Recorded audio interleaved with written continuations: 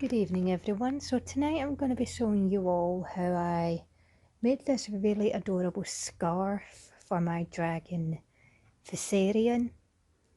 I'll leave a link to the shop I got these guys down below, and if you're interested, drop Jen an email. Tell her the person with the 3 Game of Thrones dragons sends her love. And yeah, so before I get too far into this, the scarf, if those of you are wondering, Viserion usually gets attacked by seagulls and other birds. So one of my cousins suggested I make him a scarf, and I've done that. So let's get into this project then. First thing you'll obviously need is fabric. Now, I got quite a lot of scrap fabric from Mandors, if you live in Glasgow like I do. And this tartan fabric is left over from when I made a pair of earmuffs, and this was sold as scraps. You will also need snaps and a tape measure, and I'm just going to go get mine. Now what you're going to want to do next, you're going to have to get your model, which for me is going to be Regal.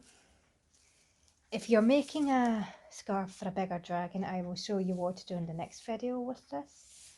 So you're going to need the circumference of the dragon's neck plus, say, 2 centimeters. That's what I did for Viserion.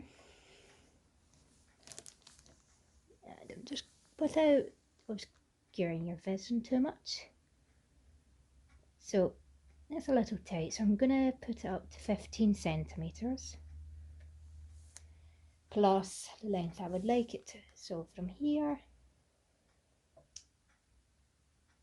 probably about 16 centimeters. So that's very good. Make sure you add a seam allowance as well. And what you're going to want to do is measure the very bottom of where your scarf is going to be if you're going to add like a fur trim or pom-poms in anything like that. It's a good idea to measure it. So here we've got, right, so it's 8 centimeters long on my fabric, so yours might differ, you know, if you're doing it by hand, you know. So just got to go cut my fur trimming now.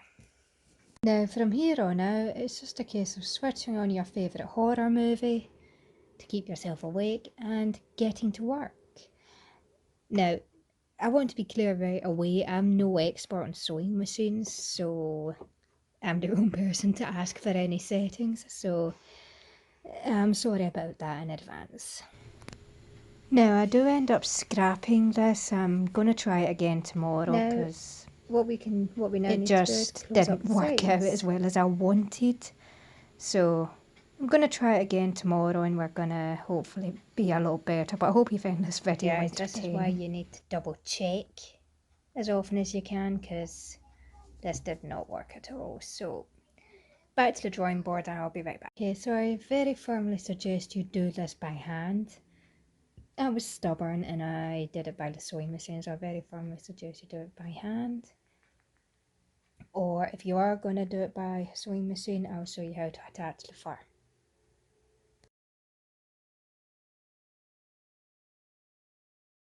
Make sure to try it on your model. Now, to be quite honest with you, this did turn out a little bit big because I was accounting for it under the sewing machine, so again, that's probably my own stupidity, but it's a lesson learned. So now, usually what I would do is I would have it like that, but because it is so big, I'm going to tie a knot.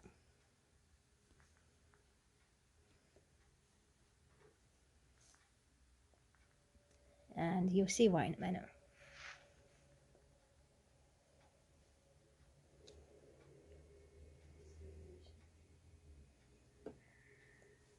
And now, what I'm going to do next, I'm going to attach a snap to the knot, and then a snap to the other side.